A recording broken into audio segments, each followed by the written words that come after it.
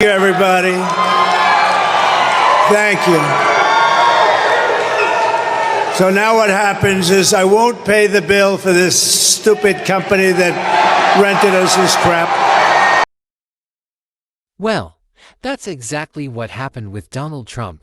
Imagine this, after renting some subpar equipment for a rally. Trump's response wasn't to apologize. I know his response was, I'm not paying the bill. And we all know what that leads to. This kind of behavior might have been laughable if it wasn't so telling about his approach to everything. This wasn't just a bad day, this is the unraveling of a campaign. One that started with high hopes and fiery rallies but is now running on empty venues and empty promises. Trump's decline has been glaringly obvious. Cancelled campaign events, interviews that don't happen, debates he's too scared to attend. It's all part of a bigger picture. Why is he avoiding the spotlight he once craved so much? Could it be that every time he speaks, he digs himself deeper into a hole? His words no longer stir up enthusiasm, but instead highlight how out of touch he's become. The numbers show it. His poll numbers are slipping, his base is shrinking, and his rallies. Well, let's just say, it's not the big crowd energy we saw back in 2016. Take, for example, his rally just the other night. The turnout was embarrassingly low. The venue, which was supposed to hold thousands, barely saw a fraction of that number. The energy, absolutely dismal. Trump, of course, tried to soldier through, but even he couldn't ignore the failure unfolding in front of him. And then the microphone breaks. Poetic justice. Maybe it was as if the universe was telling him, time's up, Donald. But that wasn't all. What followed was a meltdown, a display of frustration that didn't just show in his words but in his demeanor. Let me tell you, when the mic cut out and Trump had to stop, the crowd didn't know what to do. They stood there awkwardly, as if realizing the magic was long gone, and boy, did it show. While Trump's rally was falling apart, on the other side of the political spectrum, President Obama delivered a scathing takedown of Trump's mental fitness. Let's pause for a moment and hear a bit of what Obama had to say. Obama chuckling, saying, I mean, have you seen him lately? It's just rambling. Word salad. You'd be worried if it was your grandpa. The comparison couldn't be clearer. Here's Obama, composed, sharp, and ready to lead. And then, there's Trump rambling about unrelated topics, referencing Hannibal Lecter and YMCA, as if those have anything to do with running a country. Obama made a point that many Americans have been thinking: Donald Trump isn't just showing signs of decline, he's fully engulfed in it. What's worse is Trump's refusal to face the reality of his situation. Instead of addressing his failures, he turns his anger toward the people who have been there all along: the workers, the contractors, the everyday Americans who believed in his promises. But what do we hear from him? Excuses, blame, and the same old grievances he's been rehashing for years. And speaking of workers, Vice President Harris had something to say about Trump's lack of respect for the hardworking men and women of this country. At a recent event, she pointed out that Donald Trump, who inherited millions and filed for bankruptcy 6 times, has no understanding of the struggle faced by everyday Americans. His response to the working class is one of disdain. He doesn't understand what it means to earn an honest day's wage. And that's why the support for his campaign is crumbling. His rallies are dwindling, his followers are tired, and the energy is gone. People are waking up to the fact that Donald Trump was never the savior he claimed to be.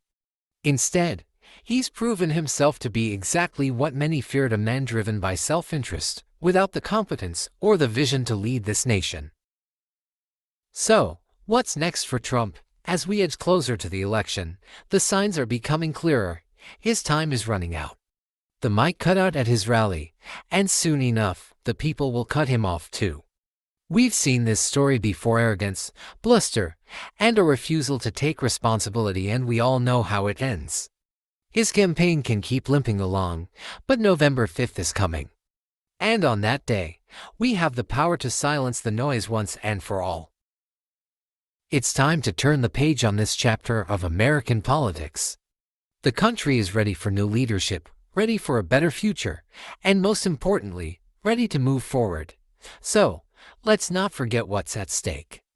Let's make sure that come election day, we cast our votes for leadership that actually cares about this country, about its people, and about the values that truly make America great. Now, if you've been following along, you already know that something's not quite right. His rallies used to be these massive events, thousands of people, lots of energy, a real spectacle. But lately, things are different, and not in a good way for Trump. So, what exactly is happening? Let's break it down. First off, the turnout. The days of packed stadiums and roaring crowds seem to be a distant memory. Trump's recent rallies have seen noticeably smaller audiences, and it's obvious that even he can't ignore the empty seats. Just a few nights ago, in Detroit, a venue that was supposed to be packed had large sections completely empty. Reports came in that it took them over 2 hours just to get people inside, and even then, it didn't look good. The enthusiasm just isn't there anymore. The smaller the crowd, the more frustrated Trump becomes, and it shows. We've seen him lash out on stage, blaming the venue, the equipment, even his own team. But here's the thing, the problem isn't the venue or the logistics. The problem is the message. People are tired of hearing the same grievances, the same complaints, and the same recycled lines. What's even more concerning, though, is Trump's behavior at these rallies. Many have pointed out how disjointed and erratic his speeches have become. He's jumping from topic to topic, making bizarre references that leave even his most loyal supporters confused. At one rally, he spent several minutes talking about Hannibal Lecter, yes, the fictional cannibal from a movie, and then abruptly switched to YMCA, leading the crowd in a strange, awkward dance. It's as if Trump isn't trying to connect with the crowd anymore, he's performing for an audience that's no longer there. The energy is flat, and his once fiery rhetoric is now just a jumbled mess. People came to see the old Trump, the one who could fire up a crowd, but what they're getting now feels like a far cry from that. While Trump's rally was falling apart, on the other side of the political spectrum, President Obama delivered a scathing takedown of Trump's mental fitness. Let's pause for a moment and hear a bit of what Obama had to say. Obama chuckling, saying, "I mean, have you seen him lately? It's just rambling. Word salad. You'd be worried if it was your grandpa." The comparison couldn't be clearer. Here's Obama, composed, sharp, and ready to lead. And then, there's Trump rambling about unrelated topics, referencing Hannibal Lecter and YMCA, as if those have anything to do with running a country. Obama made a point that many Americans have been thinking: Donald Trump isn't just showing signs of decline, he's fully engulfed in it. What's worse is Trump's refusal to face the reality of his situation. Instead of addressing his failures, he turns his anger toward the people who have been there all along: the workers, the contractors, the everyday Americans who believed in his promises. But what do we hear from him? Excuses, blame, and the same old grievances he's been rehashing for years. And speaking of workers, Vice President Harris had something to say about Trump's lack of respect for the hardworking men and women of this country. At a recent event, she pointed out that Donald Trump, who inherited millions and filed for bankruptcy 6 times, has no. But the real moment that made headlines happened at his recent Michigan rally. Mid-speech, the microphone cut out. There was this awkward silence, and for a few seconds, Trump looked completely lost. He wandered around the stage, visibly annoyed, as his team scrambled to fix the issue. And in that moment, it was almost symbolic of what's happening to his campaign. The mic cut out, just like his momentum has. The sound stopped, and soon enough, the support will, too. But we, as voters, have the power to decide what happens next. We can choose to move forward with leadership that cares about the future of this country. Leadership that addresses the challenges we face with clarity and compassion. So, let's remember that, come election day, the mic might cut out for Donald Trump, but our voices can be louder than ever. Thank you for joining me today. If you found this discussion insightful, please subscribe, share this with others, and hit that notification bell so you don't miss any updates.